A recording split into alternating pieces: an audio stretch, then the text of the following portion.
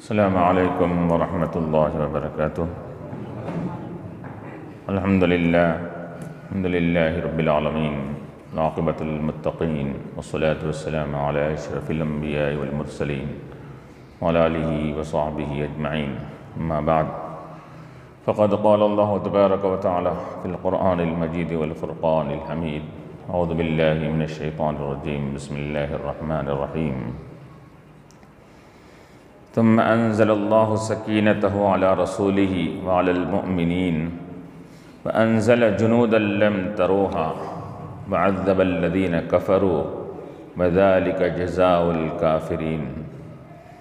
ثم يتوب اللہ من بعد ذلك علی من یشاء واللہ غفور رحیم۔ یا ایہا الذین آمنوا انما المشرکون نجس فلا يقربوا المسجد الحرام بعد عامهم هذا وإن خفتم عيلة فسوف يغنيكم الله من فضله إن شاء إن الله عليم حكيم۔ صدق الله العلي العظيم۔ وقال تعالى في مقام آخر في شأن حبيبه الكريم، إن الله وملائكته يصلون على النبي یا ایہا الذین آمنوا صلوا علیہ وسلموا تسلیما۔ سیدنا حضرین کرام، معزز سامعین، جیسا کہ سابقہ درس میں آپ کے سامنے بیان کیا گیا تھا، غزوہ حنین مقام طائف کے قریب میں ایک مقام کا نام تھا جہاں پر جنگ ہوئی تھی، جس کو جنگ حنین کہتے ہیں۔ تو غزوہ حنین کا آپ کے سامنے ذکر کیا گیا تھا کہ وہاں پر مسلمان حوازن اور بنی ثقیف قبیلوں سے مسلمانوں کی لڑائی ہوئی تھی، اور یہ بتلایا گیا تھا کہ مسلمانوں کی تعداد تقریباً 12,000 کے اوپر تھی، اور حوازن قبیلے کی تعداد 4 تا 5,000 تھے۔ تو اس بنیاد پر بعض مسلمانوں میں سے کسی نے یہ دل میں سوچا، کہا کہ اب ہماری فتح اور کامیابی تو یقینی ہے، جب ہم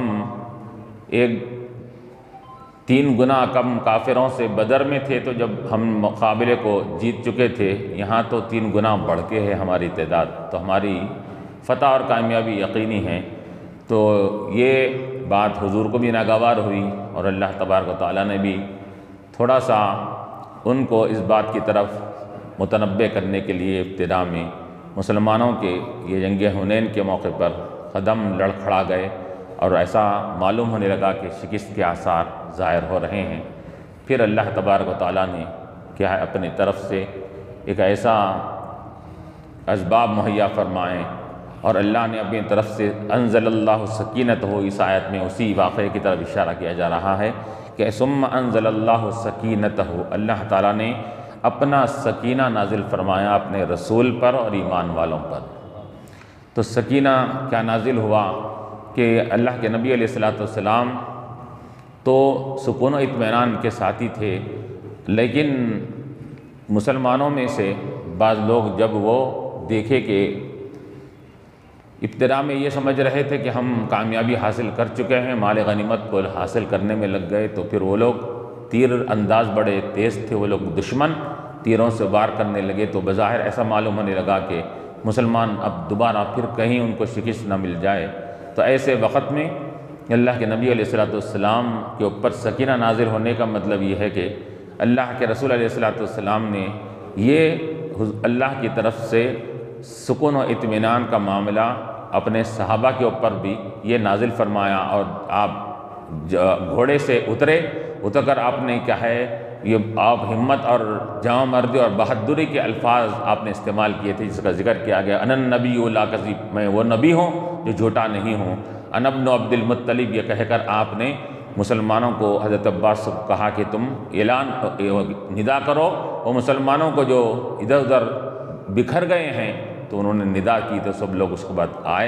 آ کر پھر دوبارہ جب حملہ کیا گیا ان کے اندر، تو پھر اللہ نے ان کو کامیابی عطا فرمائی تھی۔ تو اب اس آیت کے اندر بھی وہی چیزوں کو بیان کیا جا رہا ہے کہ اللہ تعالیٰ نے نازل فرمایا سکینتہ، اپنے سکینے کو، علی رسول ہی، اپنے رسول پر، وعلی المؤمنین اور ایمان والوں پر۔ تو حضور پر نازل ہوا، نزول کے توسط سے، حضور کے وسیلے سے سب کے دلوں پر، ایمان والوں کے اوپر سکینہ نازل ہوا کہ اللہ تبارک و تعالیٰ نے ایسے اسباب مہیا فرما دیے کہ وہ کیا بظاہر شکست جو نظر آ رہی تھی، اللہ نے اس کو فتح اور کامیابی میں اس کو بدل دیا۔ وَأَنزَلَ جُنُودًا لَّمْ تَرَوْهَا، اور اللہ تعالیٰ نے لشکروں کو نازل فرمایا، لم تروہا، جس کو تم نے دیکھا نہیں۔ اب وہ جنود لشکر کیا تھے؟ تو علماء مفسرین فرماتے ہیں کہ وہ فرشتوں کا لشکر آیا تھا حنین کے موقع۔ یہ اور بات ہے کہ بدر کے موقع پر بھی یہ فرشتوں کا لشکر آیا تھا، لیکن وہاں لشکر مسلمانوں کو نظر بھی آیا تھا اور مسلمان دیکھ رہے تھے کہ وہ کفار سے مقابلہ کر رہے ہیں، کون فرشتے مقابلہ کر رہے ہیں۔ صورتیں پہچانی بھی نہیں ہے، لیکن کثرت سے لوگ نظر آ رہے تھے۔ لیکن اس میں کیا ہوا؟ تو علماء فرماتے ہیں کہ اللہ نے فرمایا لم تروہا، ہم نے ایسے لشکر کو نازل کیا جس کو تم نہیں دیکھ پائے۔ حالانکہ تو علماء فرماتے ہیں کہ وہ مسلمانوں کو نہیں دکھا، لیکن کافروں کو نظر آ رہا تھا۔ کیوں؟ اصل کافروں کو نظر آنا ہے، کیونکہ تعداد کے اضافہ کو دیکھ کر کافر کیا ہو جائیں گا، اس کے قدم ڈگمگانے لگیں گے۔ اس کے اندر وہ فرشتوں کی تقریباً کئی ہزار کی تعداد میں فرشتے، 15,000 14,000 16,000 علماء نے مورخین نے لکھا، اتنی تعداد کو اللہ تعالیٰ نے حنین کے موقع پر نازل فرمایا۔ تو اب یہ تعداد کو دیکھ کر کفار ڈر گئے اور گھبرا گئے کہ ان کی تعداد اتنی بڑی ہے، اس پر سے کیا ہے یہ تعداد بھی کہاں سے آگے؟ وہ لوگ حیرت اور حیرانی میں تھے وہ لوگ اس کے اندر۔ تو اللہ نے فرمایا کہ ہم نے فرشتوں کو نازل کر کے کیا کیا؟ کافروں کے دل میں رعب ڈال دیا، خوف ڈال دیا، جس کی وجہ سے وہ لوگ اور ڈر گئے اور ہیبت کھا گئے، اور تمہارے لیے کامیابی اور فتح تمہارے لیے آسان ہو گئی۔ وَأَنزَلَ جُنُودًا لَّمْ تَرَوْهَا وَعَذَّبَ الَّذِينَ كَفَرُوا، اور اللہ تعالیٰ نے کفار کو عذاب میں مبتلا کر دیا۔ کہ کفار کو عذاب سے مراد وہ آخرت کا عذاب تو اپنی جگہ مسلم ہے، دنیا میں بھی ان کو عذاب کیا ہوا کہ جو کثرت سے وہ لوگ پورے اپنے ساز و سامان کے ساتھ آئے تھے، اپنے تمام چیزوں کو لے کر آئے تھے، اللہ تعالیٰ نے کیا کیا؟ ہزاروں کی تعداد میں قبیلے حوازن اور ثقیف کے لوگوں کو مسلمانوں کے باندی بنا دیا، ان کے غلام بنا دیا، اور کئی ایک ہزاروں گھوڑے اور اونٹ اور بکریوں کو اللہ تعالیٰ نے جو ان کے تھے وہ سب مال غنیمت بن کر مسلمانوں کے قبضے میں آ گیا اس کے اندر۔ تو کفار کی کیا ہو گیا؟ ایک تو قیدی بھی بن گئے، ان کا مال بھی چلا گیا، ان کے اسباب بھی چلے گئے، جانور اور مویشی بھی ختم ہو گئے اس کے اندر۔ اللہ تعالیٰ نے دنیاوی عذاب ان کو ایسا چکایا۔ وَعَذَّبَ الَّذِينَ كَفَرُوا وَذَلِكَ جَزَاءُ الْكَافِرِينَ، اور کافرین کا یہی بدلہ ہوا کرتا ہے کہ ایمان والوں سے اگر مقابلہ کرتے ہیں، نبی سے مقابلہ کرتے ہیں، تو ان کو آخرت کی شکست تو ہے ہی، آخرت میں ناکامی ہے ہی، دنیا میں بھی اللہ تعالیٰ ان کو اس طرح ناکام فرماتا ہے۔ یہ کافرین کا بدلہ ہے جو نبی کے مقابلے میں آتے ہیں۔ تو چنانچہ یہاں پر اب وہ کثرت سے مسلمانوں کو مال غنیمت حاصل ہوا۔ اب لامحالہ ہزاروں کی تعداد میں کیا ہے غلام اور باندی بن گئے، اور انہوں جو اپنے ساتھ اونٹیں، گھوڑے وغیرہ مویشی لے کر آئے تھے، ساز و سامان لائے تھے، وہ سب کا سب مال غنیمت بن کر مسلمانوں کے ہاتھ میں آ گیا۔ اور پھر روایتوں میں کیا آتا ہے کہ یہاں پر یہ جیسا کہ اس سے پہلے کہا گیا کہ حنین کے موقع پر کئی کفار کیا کرنے لگے اس کے اندر کہ جب جنگ حنین کا موقع آیا، جنگ حنین کے بعد پھر اس کے بعد جنگ اوتاس کا ایک وہ بھی جنگ ہوئی، اس کے بعد پھر اس کے بعد جنگ طائف کے مقام پر بھی ایک جنگ ہوئی، لگاتار مسلسل چند روز کے فاصلے سے یہ تمام جنگیں وہاں پر مسلمانوں کے لیے ہوئی تھی، اور ہر جنگ میں مسلمان کامیاب ہوتے گئے۔ اور وہ چنانچہ اس میں ایک شخص تھا مالک بن عوف نامی شخص، بعد میں وہ اسلام قبول کر لیے، تو وہ جنگ حنین میں بھی کافروں کی طرف سے سپہ سالار بن کر آیا۔ پھر اس کے بعد وہاں شکست ملی تو آگے بڑھ کر اوتاس مقام پر گیا، وہاں جا کر پھر مسلمانوں سے مقابلہ کرنے کے لیے کوشش کیا، وہاں ناکامی ملی۔ پھر طائف گیا، وہ لشکر کو لے کر کے آیا، دوسرے لشکر کو جمع کر کے پھر طائف کے مقام پر کیا معلوم کیا ہے وہ لڑنے کے لیے آیا۔ تو ان تینوں مقامات پر وہ کیا ہے اس کو جب شکست ہوئی، اور اس کے بعد یہ کیا ہو گیا کہ روایت میں آتا ہے کہ وہ مالک بن عوف کیا ہے رضی اللہ عنہ بعد میں صحابی بن گئے، انہوں نے اسلام کی دولت کو اور اسلام کے دامن سے وابستہ ہو گئے، اسلام قبول کر لیا۔ تو اب اللہ تعالیٰ آگے بھی اس کا ذکر فرما رہا ہے کہ اللہ تعالیٰ جس کو یتوب اللہ ثم یتوب اللہ من بعد ذالک، اتنا کچھ ہونے کے بعد بھی اللہ تعالیٰ جس کو چاہتا ہے توبہ کی توفیق دے دیتا ہے۔ اتنی سرکشی کرنے کے باوجود، اتنے اسلام کی دشمنی ظاہر کرنے کے باوجود، مسلمانوں اور نبی کے مقابلے میں آنے کے باوجود بھی اللہ چاہتا ہے اگر تو کسی کی زندگی کو پلٹانا ہے تو وہ کیا ہے کفر میں سرکش جا کر وہ اسلام میں آ کر کیا ہوتا ہے، اسلام میں اعلیٰ مقام حاصل کر لیتا ہے اس کے اندر۔ چنانچہ اب اس کے اندر کیا ہوا تھا کہ یہ جو جنگ حنین کی ہوئی، اوطاس کی ہوئی، تو کفار مکہ اس میں شریک نہیں تھے ابھی، تو کفار مکہ بھی کیا ہے صرف تماشا دیکھنے کے لیے آئے تھے، بلکہ روایت میں آتا ہے دیکھیں گے تماشا دیکھیں گے کہ مسلمان کامیابی حاصل کرتے نہیں کرتے اس کے اندر۔ اگر ناکامی اگر ان کو مل گئی تو اچھا ہے، ہم بھی بدر وغیرہ کا کیا ہے بدلہ ان سے حاصل کر لیں گے، اگر ناکامی اگر ان کو کامیابی مل جاتی ہے تو ہمارا تو کوئی نقصان نہیں ہے، بلکہ حنین کے مقام پر جو کفار ہیں ان کا نقصان ہوگا، چلو تماشا دیکھنے کے لیے جائیں گے، بلکہ یہ لوگ بھی وہاں پر آئے ہوئے تھے۔ اسی میں روایت میں آتا ہے کہ ایک صحابی رسول ہے، وہ بھی ابتدا میں ابھی اسلام قبول نہیں کرے تھے، شیبہ ابن عثمان جن کا نام تھا، شیبہ ابن عثمان جو ان کا نام تھا، تو وہ نکلے تھے کافروں کی طرف سے حنین کے مقام پر، یہ ارادہ کر کے نکلے کہ میں موقع کی تلاش کر کے حضور پاک علیہ السلام کو شہید کر دوں گا، بس یہ ارادے سے نکلے تھے اس کے اندر۔ چنانچہ وہ جب مسلمان جب جنگ حنین میں کفار سے مقابلہ کر رہے تھے، وہ قبیلوں سے مقابلہ کر رہے تھے، تو حضور کے پاس چند تھے، بعض روایت میں 40، بعد میں 100 بلکہ بھی جو آیا ہے، حضور کے اطراف گھرے ہوئے تھے۔ تو یہ کون شیبہ ابن عثمان یہ تلاش کرنے لگے، طاق میں تھے کہ کچھ لوگ ہٹے اور حضور تھوڑا سا تنہائی اور اکیلے میں رہے تو ان کے اوپر حملہ کر دوں گا۔ ایک مرتبہ آگے بڑھنے کے بعد آپ نے دیکھا کہ معلوم کیا ہے، حضرت عباس بازوق ہے، حضرت ابو سفیان حضور کے بازوق ہے، اس کے اندر پیچھے ہٹ گئے اس کے اندر۔ اب روایت میں آتا ہے کہ یہ شیبہ ابن عثمان یہ حضور کو قتل شہید کرنے کے ارادے سے کیوں آئے تھے، ان کے جنگ بدر میں ان کے باپ کو بھی مارا گیا، ان کے چاچا کو بھی مارا گیا تھا، حضرت علی اور حضرت عباس وغیرہ کے ذریعے سے ان کے باپ کا بھی کیا انتقال ہو گیا تھا، اور کیا ہے اور ان کے چاچا کا بھی ہو گیا تھا۔ تو وہ لامحالہ اپنے باپ اور چاچا کو اگر کیا ہے مرتا ہوا اور کیا ہے قتل کرتا ہوا جب اگر انسان دیکھتا ہے تو لامحالہ اس کو بدلے اور انتقام کا اس کے اندر کیا ہے جذبہ دل میں پیدا ہوتا ہے۔ وہ جذبے کے تحت یا کیا ہے آگے بڑھے، ایک مرتبہ آگے بڑھے، یہ دیکھا کہ ہے تو پھر پیچھے ہٹ گئے۔ اب طاق اور تلاش میں ہے کہ جیسا اگر کوئی حضور کے پاس سے کوئی لوگ ہٹے، ذرا لوگوں کا تعداد کم ہو جائے تو میں جا کر اس کے اوپر حضور پر حملہ کروں گا، وار کروں گا۔ چنانچہ روایتوں میں آتا ہے کہ دور قریب آ کر آتے پھر پیچھے ہٹ جاتے، تو حضور پاک علیہ السلام کی نظر ان پر پڑی، تو حضور نے فرمایا اے شیبہ ادھر آؤ، شیبہ ادھر آؤ۔ حضرت شیبہ قریب آئے تو حضور پاک علیہ السلام نے اپنے دستے مبارک کو ان کے سینے پر رکھا اور کہا کہ اے بار الہ، اے اللہ تعالیٰ،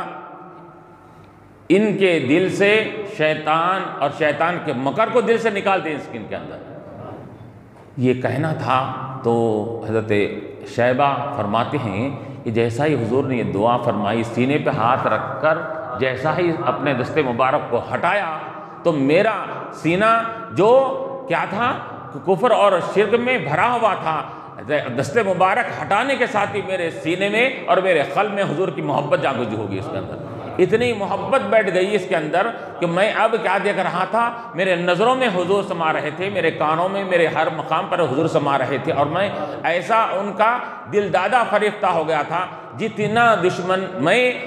ہاتھ دست مبارک رکھنے سے پہلے تھا اتنی ہی محبت میرے دل میں امنڈ کر آ گئی تھی حضور کے دل سے مبارک۔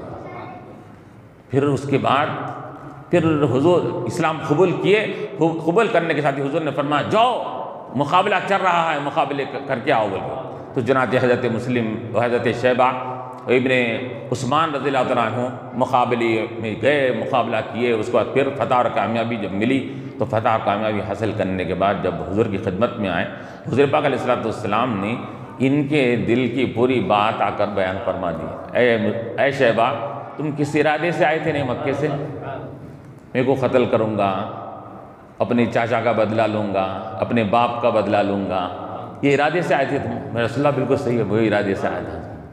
تو اللہ کے رسول علیہ السلام نے فرمایا کہ دیکھو اے شیبہ، تم تو وہ ارادے سے آئے تھے لیکن اللہ کا ارادہ کچھ اور تھا اس کے اندر۔ تم ایک ارادے سے آئے تھے، تم مجھے قتل کرنے اور مجھے شہید کرنے کے ارادے سے آئے تھے، لیکن اللہ کا ارادہ تھا کہ تم میری جان میں میرے قدموں میں اپنی جان دے دو اور محبت اور بارفتگی کا اظہار کرو، یہ اللہ کا ارادہ تھا اس کے اندر۔ تو چنانچہ یہ واقعہ بھی اسی وقت ہوا تھا یہ، اور آگے بڑھنے کے بعد راستے میں جب جا رہے تھے تو روایتوں میں آتا ہے کہ وہ جب اوتاس کے مقام پر پہنچ رہے تھے، راستے میں حضور پاک علیہ السلام کچھ دیر کے لیے ایک درخت کے نیچے آپ آرام تشریف فرما ہو گئے۔ حضرت ابو بردہ رضی اللہ عنہ صحابی رسول تھے، حضور کی نگرانی میں آپ بازو بیٹھے ہوئے تھے، حضور ادھر آرام فرما رہے ہیں، درخت کے نیچے آرام فرما رہے ہیں۔ حضرت ابو بردہ رضی اللہ تعالیٰ عنہ بھی آپ کیا ہے بازو ٹیکا لگا کر بیٹھے ہوئے ہیں۔ اچانک کیا ہے اب سب جنگ کے مقابلہ کر کے جنگ سے تھکے ماندے کیا ہے جا رہے تھے، تو لامحالہ اس وقت حضرت ابو بردہ کو بھی تھوڑی سی آنکھ بند ہوئی، آنکھ لگی اس کے اندر۔ جیسا ہی آنکھ بند ہوئی تو روایت میں آتا ہے کہ ایک شخص آیا، آ کر کیا ہے تلوار ایک دم کھینچ کر چلانا چاہ رہا تھا حضور پاک علیہ السلام پر۔ اتنے میں حضرت ابو بردہ رضی اللہ عنہ کی آنکھ کھل گئی اس کے اندر۔ آنکھ کھلنے کے ساتھ ہی حضور کے اوپر اس نے کیا ہے تلوار کو ایسا اوپر رکھتے حضور علیہ السلام نے جب آنکھ کھولا تو اس نے کہا کہ بتائیے محمد صلی اللہ علیہ وسلم، کیا ہے محمد بن عبداللہ بتاؤ کہ امن یمنعنی منی، مجھ سے آپ کو اب کون بچانے والا ہے؟ مجھ سے آپ کو کون بچانے والا ہے؟ اب تلوار میرے ہاتھ میں ہے اور آپ کا سینہ میرے سامنے ہے، کون بچائے گا؟ تو اللہ کے رسول علیہ السلام کی زبان مبارک سے کیا نکلا؟ اللہ فرمایا۔ اللہ کا نام اللہ کے حبیب کے زبان سے نکلے تو اب کیا اس کے معنی کی کیفیت ہوں گی، کیا اس کے اثرات ہوں گے، کیا خاصیت ہوں گی اس کے اندر؟ ایسے حالت میں نکل رہا ہے کہ جب دشمن وار کرنے کے اوپر تلا ہوا ہے تو اب اللہ حضور کے زبان سے نکلا، یہ اللہ کہنا تھا، اوسان خطا ہو گئے، تلوار ہاتھ سے چھوٹ گئی اس کی، تلوار ہاتھ سے چھوٹ گئی اس کی۔ حضور تلوار لے کر فرمائے کہ اب بتا تیرے کو مجھ سے کون بچائے گا؟ اب تیرے کو کون بچانے والا ہے؟ تو اس نے کہا کہ کیا ہے آپ میرے ساتھ، آپ رحمدلی کرنے والے ہیں، شفقت کرنے والے ہیں، مجھے امید ہے کہ آپ مجھے معاف فرما دیں گے۔ تو حضور نے معاف فرما دیا۔ تو یہ واقعہ بھی اسی کا علم کیا ہے نوعیت کا، اسی راستے میں کا یہ واقعہ ہوا تھا اس کے اندر۔ چنانچہ اس کے بعد روایت میں آتا ہے کہ جنگ اوتاس وغیرہ ہونے کے بعد اب جب خوازن قبیلے سے جنگ ہوئی تھی تو اس کے بعد یہ قبیلوں کے بڑے بڑے سردار بعد میں دیکھے کہ تمام جنگوں میں ان کو شکست مل رہی ہے، تو وہ اپنے قافلوں کے ساتھ کئی سردار اپنے ماتحت کو لے کر آ کر حضور کے پاس تشریف آئے اور آ کر انہوں نے دائرہ اسلام میں داخل ہو گیا اس کے اندر۔ تو ہزاروں کی تعداد میں لوگ کثرت سے اسلام میں داخل ہونے لگے اس کے اندر۔ چنانچہ روایتوں میں یہ بھی آتا ہے کہ حوازن کے قریب میں حضور بی بی دائی حلیمہ کا گاؤں بھی وہیں مقام پر تھا، تو وہاں کے بلکہ ایک روایت میں یہ بھی آتا ہے کہ آپ کی بہن جو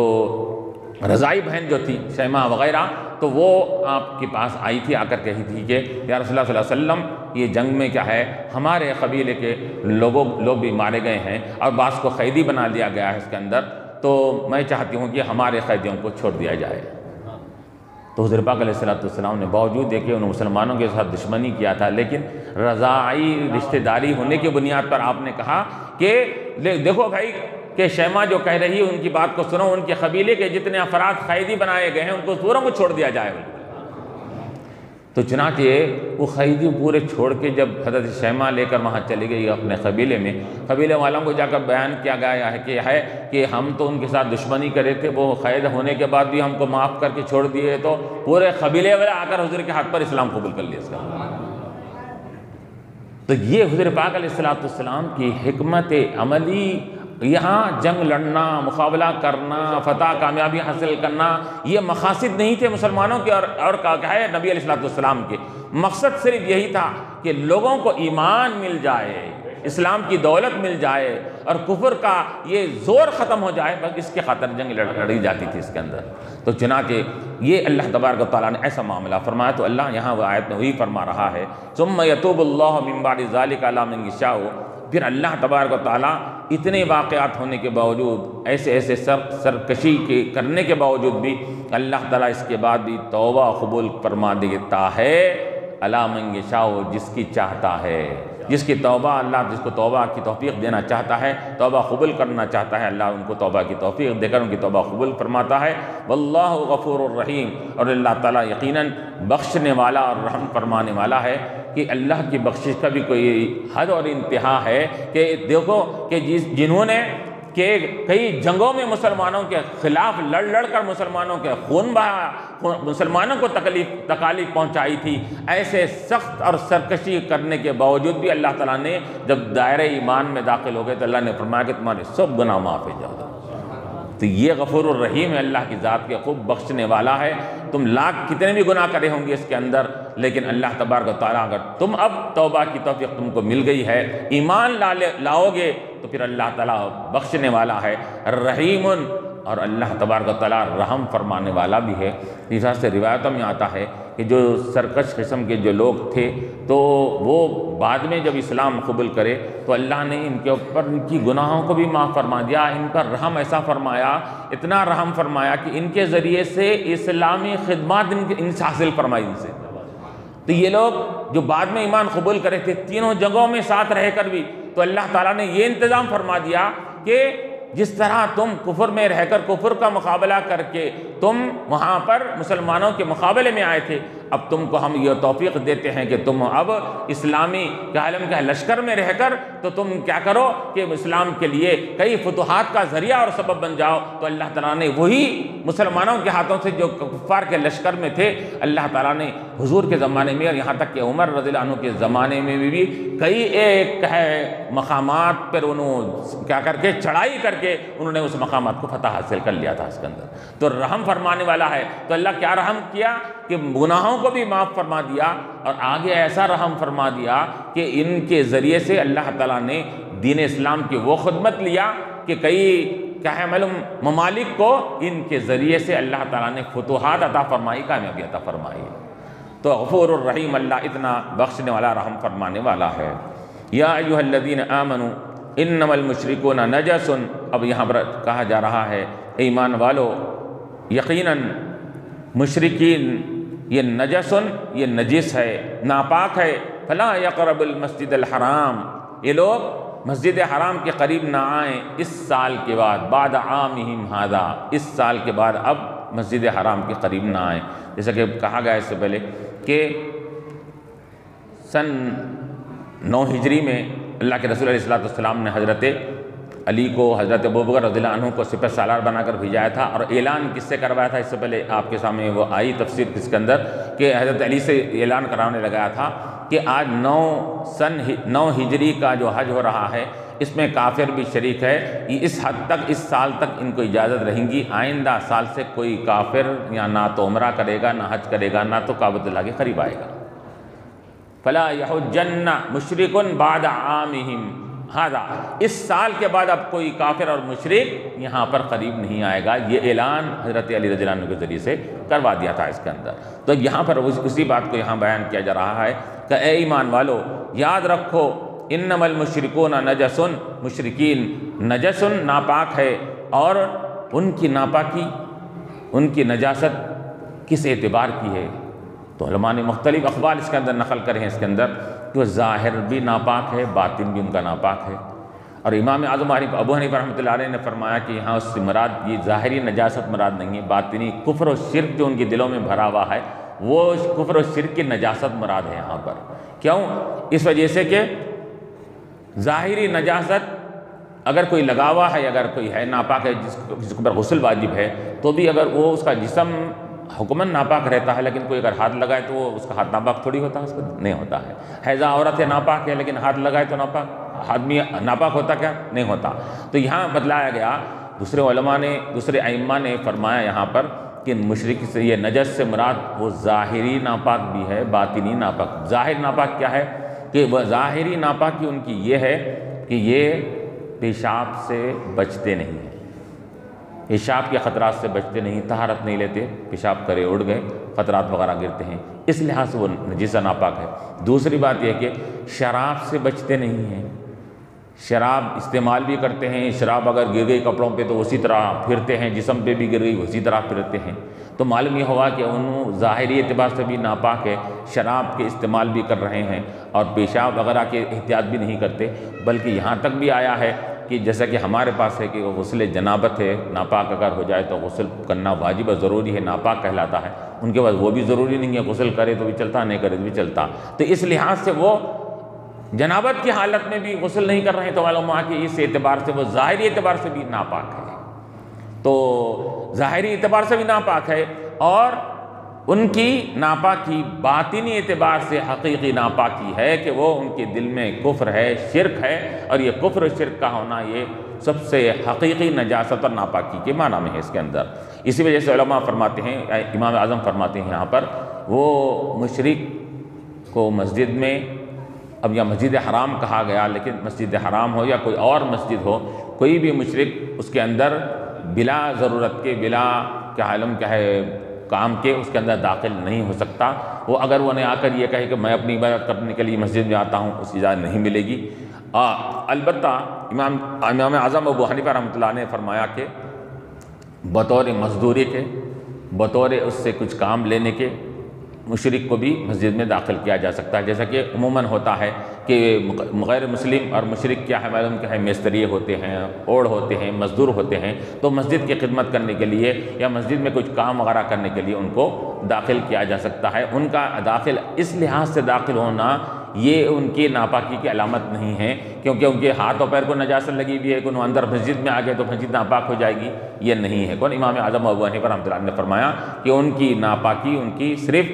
کفر اور شرک کی بنیاد پر ناپاکی ہے، اور ضرورتاً وہ مسجد میں داخل بھی ہو سکتے ہیں، جیسا کہ حضور پاک علیہ السلام کے زمانے میں مسجد نبوی میں باہر سے ڈیلیگیٹس آتے تھے، وفد آتے تھے، کافروں کے وفد آتے تھے، بات چیت کرنے کے لیے حضور مسجد نبوی میں ان کو بلاتے تھے، بات چیت ہوتی، اور کیا عالم کئی لوگ اس کے بعد اسلام قبول کر لیتے، بعد یہ کہتے کہ ہم جا کر ہم مشورہ کر کے آئیں گے، فلاں کریں گے، تو یہ کفار کا سلسلہ مسجد میں بھی ہوا کرتا تھا اس کے اندر، تو معلوم ہوا کہ مسجد میں ضرورتاً تبلیغ دین کے لیے، کوئی کام کے لیے مشرک کا آنا یہ ناجائز حرام نہیں ہے، امام اعظم نے فرمایا۔ تو اب یہاں یہی کہا جا رہا ہے کہ لا یقرب المسجد الحرام بعد عامہم ھذا، اس سال کے بعد یہ کافر اب بطور یعنی کہ یہ کعبۃ اللہ کے طواف کرنے میں بھی ساتھ رہتے تھے، حج کرنے میں ساتھ ہے اس کے اندر، تو اللہ کے رسول علیہ السلام کے ذریعے سے حضرت علی نے حکم فرما دیا کہ اس سال کے بعد کوئی نہ آئے اس کے اندر۔ اب اس سال کے بعد حج کو نہ حج کرنے آئیں گے، نہ عمرہ کرنے آئیں گے، نہ عبادت کرنے کے لیے آئیں گے۔ وہ ان کی عبادت کیسی ہوتی تھی؟ برہنہ طواف کرتے تھے، ننگے ہو کر طواف کرتے تھے، تو اللہ کے رسول علیہ السلام فرما دیا کہ نہ اب ان کی عبادت ہوگی، نہ ان کا داخلہ ہوگا، یہاں سے روک دیا جائے گا۔ اب جب ان کو روک دیا جائے گا اس سال کے بعد، 9 ہجری کے بعد روک دیا جائے گا، تو اب اس کے اندر مسلمانوں کے اندر ایک تھوڑی سی ایک بے چینی پیدا ہو گئی۔ اب ان کو داخلہ یہاں سے بند تو گویا کہ معلوم ہوا کہ انہوں مکے میں آ نہیں سکتے، مکے کے اطراف اکناف میں، اور یہاں پر مسجد حرام سے مراد علماء نے فرمایا کہ صرف مسجد حرام نہیں ہے، بلکہ جس کو حرم کہا جاتا ہے، حدود حرم جس کو کہتے ہیں، وہ حدود حرم کے اندر بھی مشرک داخل نہیں ہوں گا۔ حرم کے جو علاقے ہے، اور حرم کا جو علاقہ ہے ہر ملک سے اس کی مسافت کچھ کم زیادہ ہے، اس کے اندر ہے، کسی ملک سے